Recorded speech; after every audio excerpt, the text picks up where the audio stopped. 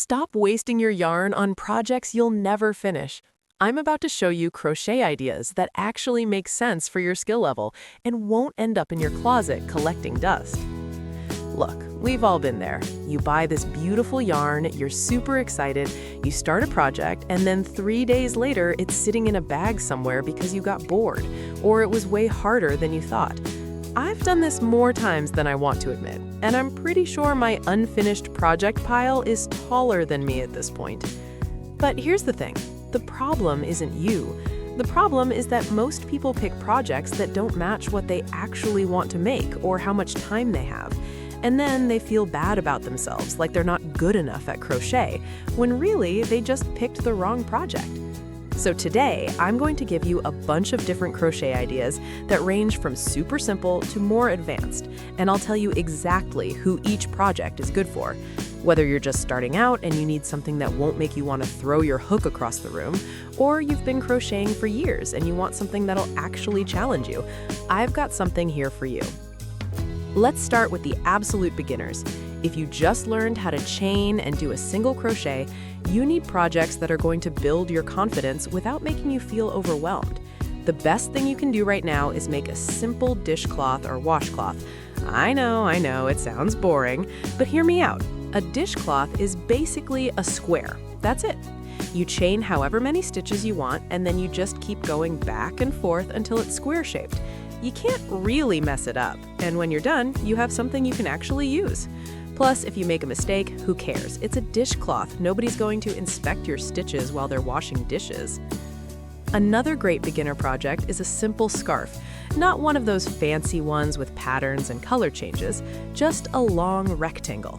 Pick a soft yarn that you like, chain about 20 or 30 stitches depending on how wide you want it, and then just do rows of single crochet or double crochet until it's as long as you want.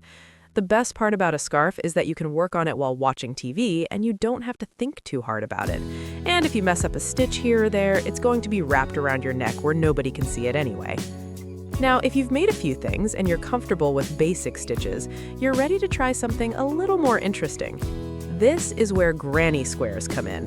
Granny squares are amazing because they teach you how to work in rounds instead of rows, and you can make them as simple or complicated as you want.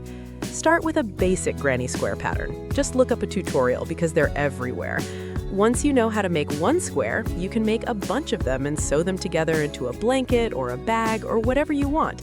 The cool thing about granny squares is that each one only takes like 10 or 15 minutes, so you get that satisfying feeling of finishing something really quickly, but then you can keep going and turn all those squares into something bigger. Speaking of blankets, let's talk about those for a second. A lot of people want to make a blanket as their first big project, and I'm not going to tell you not to do that, but I will say this: blankets take forever.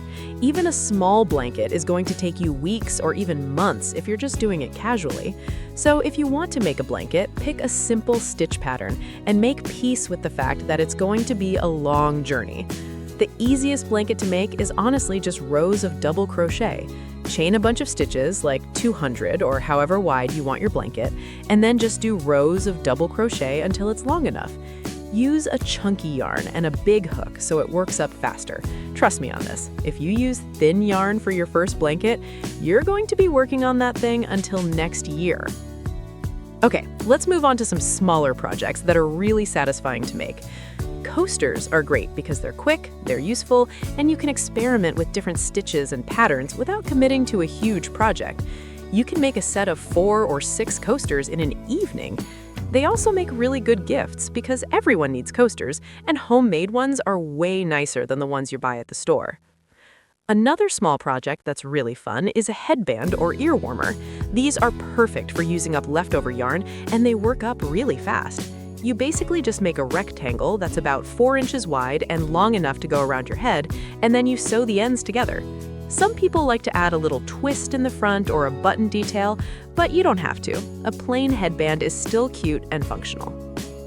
Now, if you want to make something 3-dimensional, let's talk about amigurumi. That's the Japanese art of crocheting stuffed animals and little characters. Amigurumi looks really complicated, but it's actually not as hard as you think. The main thing you need to know is how to crochet in the round and how to increase and decrease stitches. Start with something simple like a ball or a cube, and then once you get the hang of that, you can try making a little animal or character. There are thousands of free patterns online for everything from tiny octopuses to giant dinosaurs. The nice thing about Amigurumi is that the projects are small, so even if it takes you a while to figure out the pattern, you're not committing to months of work. Let's talk about bags and baskets for a minute, because these are some of my favorite things to make. A simple tote bag is actually way easier than you'd think. You can make it with just single crochet or half double crochet, and it's basically just two rectangles sewn together with handles. Use a sturdy cotton yarn so the bag can actually hold stuff without stretching out. You can use it for groceries or as a beach bag or just as a regular everyday bag. And if you want to get fancy, you can add a lining to the inside so your stuff doesn't fall through the stitches, but that's optional. Baskets are similar to bags, but you usually make them stiffer by using a tighter stitch or a thicker yarn. A small basket is great for storing stuff on your desk or dresser, and a bigger one can hold blankets or toys or whatever you need to organize. The basic construction is the same as a bag, you just don't add handles, and you might want to make the bottom a circle instead of a rectangle. Circular bases sound scary, but they're actually pretty easy once you try it once or twice. If you're into home decor, there are tons of crochet projects you can make. Plant hangers are having a moment right now, and they're surprisingly simple to make. You mostly just need to know how to chain and maybe do a few knots. There are also patterns for wall hangings, pillow covers, and table runners. A pillow cover is a great project because you can buy a cheap pillow insert from any store and then just crochet a cover for it in whatever color and pattern you want. It's way cheaper than buying fancy throw pillows, and you can change them out whenever you want to update your space.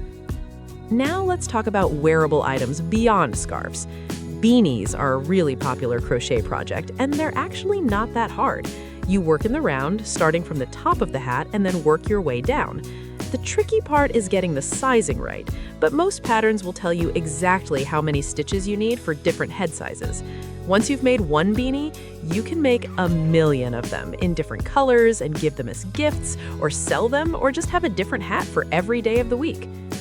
Fingerless gloves are another fun wearable project. They're easier than full gloves because you don't have to worry about making individual fingers. You basically just make a tube that fits around your hand and leaves a hole for your thumb. They're great for when it's cold, but you still need to use your phone or write or do anything that requires your fingers. Now, if you're ready for a real challenge, you can try making a cardigan or sweater. I'm not going to lie to you. This is a big project. It's going to take a lot of time and a lot of yarn, and you need to be pretty comfortable with reading patterns and doing different stitches. But if you've been crocheting for a while and you want to make something that'll really impress people, a handmade cardigan is the way to go. Start with a simple pattern that doesn't have too many shaping details, and make sure you do a gauge swatch first so your cardigan actually fits when you're done. Baby blankets and baby items are really popular crochet projects, especially if you know someone who's having a baby. A baby blanket is way faster to make than a full-size blanket because it's smaller, and people always appreciate handmade baby gifts.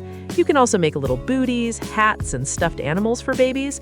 Just make sure you use soft yarn that won't irritate baby skin, and avoid adding small parts that could be choking hazards. Let's talk about seasonal projects too. Around the holidays, you can make ornaments, stockings, and garlands. Christmas ornaments are fun because they're small and you can make a bunch of different shapes and designs. Little crocheted snowflakes, stars, and trees are really cute hanging on a Christmas tree, and they're way more special than the plastic ones from the store. You can also make Halloween decorations like pumpkins and ghosts, or Easter stuff like eggs and bunnies. Seasonal projects are great because they give you a deadline and a reason to finish them. Here's something a lot of people don't think about: jewelry. You can crochet earrings, necklaces, and bracelets using thin thread instead of yarn. Thread crochet is a little different from regular crochet because everything is so much smaller and more delicate, but the basic stitches are the same. You just need a really small hook and some patience. Crochet jewelry looks really elegant and unique, and it's a good way to practice working with fine details. Market bags are another really practical project.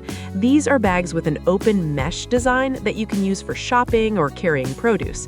They're usually made with cotton yarn and a pattern that creates those diamond-shaped holes.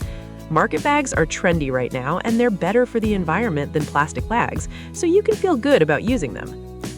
Bookmarks are a super quick project that's perfect for using up scraps of yarn. You can make a simple rectangle or get creative with shapes like hearts, flowers, or animals. Add a tassel to the end and you've got a cute little gift that takes like 20 minutes to make. If you have pets, you can make stuff for them too. A pet blanket is just like a regular blanket, but smaller. You can also make cat toys by crocheting little balls or mice and stuffing them with catnip. For dogs, you can make a rope toy by braiding thick yarn together. Temperature blankets are a really cool long-term project. The idea is that you crochet one row every day for a year, and you choose the color based on the temperature that day. So you end up with a blanket that's like a visual record of the weather for the whole year. It's a big commitment, but a lot of people